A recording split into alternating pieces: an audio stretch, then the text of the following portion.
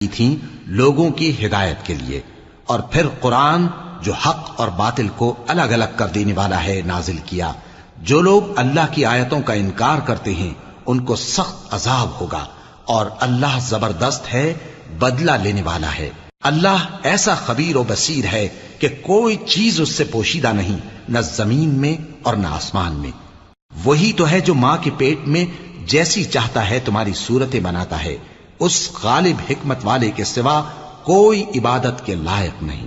اے پیغمبر، وہی تو ہے جس نے تم پر یہ کتاب نازل کی جس کی بعض آیتیں محکم ہیں اور وہی اصل کتاب ہیں، اور بعض دوسری متشابہ ہیں۔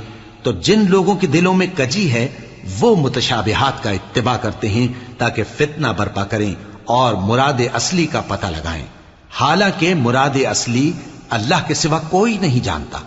اور جو لوگ علم میں گہری نظر رکھتے